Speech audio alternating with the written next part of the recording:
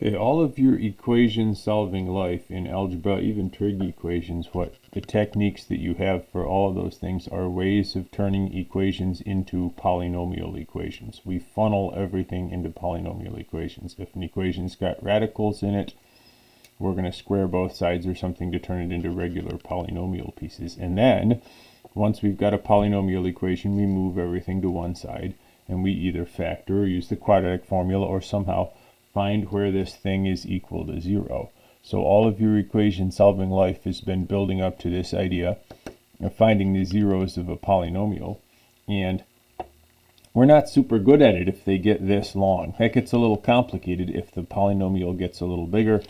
Factoring isn't going to be very nice right here, but we've got to find the zero. The zeros go with the factors, of course. The only way for this to have a 0 is if there's a factor in there that is equal to 0 at that point. So we're going to look through and try to find these things. Now, I'm going to try to build the graph of this as I go along. So I'm not using technology ahead on it. That can give you some insight. But the things that I can tell from just looking at it, I'm going to keep track of on the graph as I go along. So this one is a polynomial positive fourth power. So ultimately it's going up on both sides. That's your long range or end behavior. And a y-intercept of plus 40. You got a point right there for free, okay, without having to do any actual work. I know where that is. And so it's above here, and it's above there. So if there's any zeros, it's going to have to come down and back up. You can have obviously some turning points on something with this high a degree. We'll get more insight on the graph as we go along, but we're looking for the zeros of it. It's an observation from this that leads to a pattern that we can use to help narrow things down.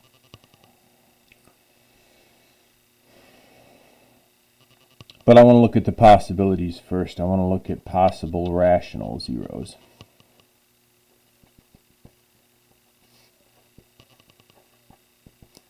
The idea being that if there's a factor in here, a linear factor, it would lead to a nice fraction answer, a nice rational 0 of this.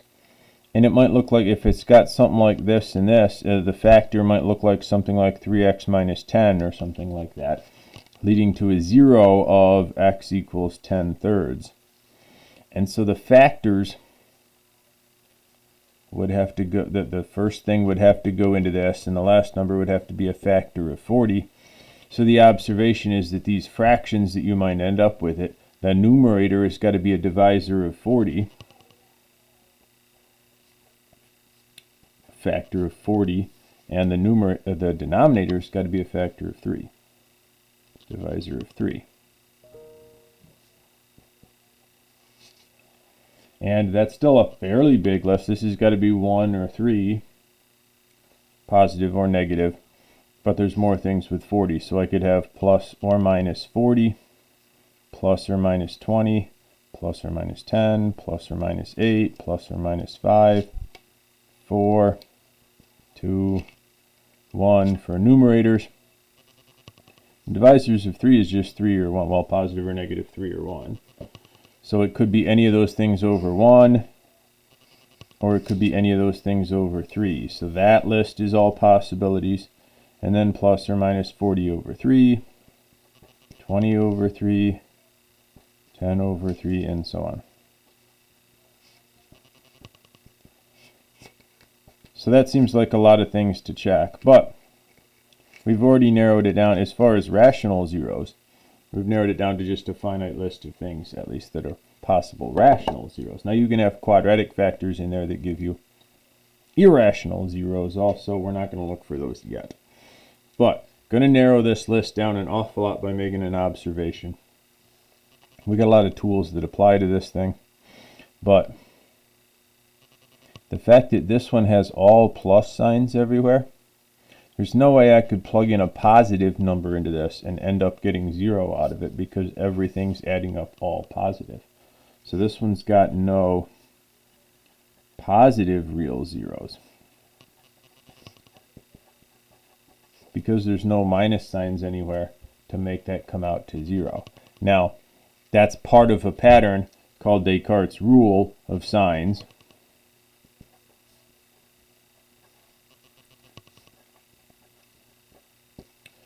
You can actually use a pattern in what's happening with the pluses and minuses up here to sort of count how many possible zeros there are. Since there's no sign changes in that it's all plus, there's no positive real zeros, they're all the same sign. Anytime there's a sign change between these signs, I'm going to go ahead and put the plus in here. Anytime it changes from plus to minus or from minus to plus, that corresponds to a possible positive real zero. So we're going to count those and see how many possible positive zeros there are. And that's just dealing with the right side of the graph, right? I'm saying everything over here has to stay above 0 because of all those pluses. So on this side, I don't have any zeros. The other side, I can tell what's happening by just doing a flip of this thing. If I do f of minus x, flips this thing around, and then I can see what's going on the other side. So if I write out f of minus x for this example, still 3x to the fourth, because negative x to the fourth is still positive. But the even terms here is going to come out negative. Negative 23x to the third, because negative x to the third is negative. Negative x squared is still positive. Negative x times 94 is negative. And then I still have the plus 40. So this has, it changes from positive to negative, from negative back to positive, from positive back to negative, and from negative back to positive. It has 4 sign changes down the list. There, this is Descartes' rule tells us that there could be 4 negative real zeros.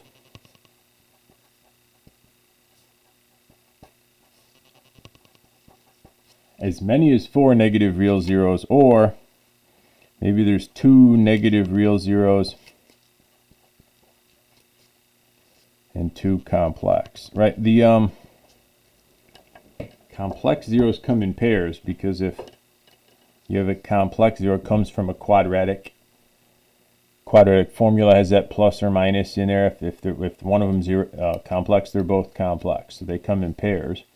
So I might have all 4 being real, or I might have 2 real and 2 complex, or I might have no real and 4 complex. Negative real and 4 complex.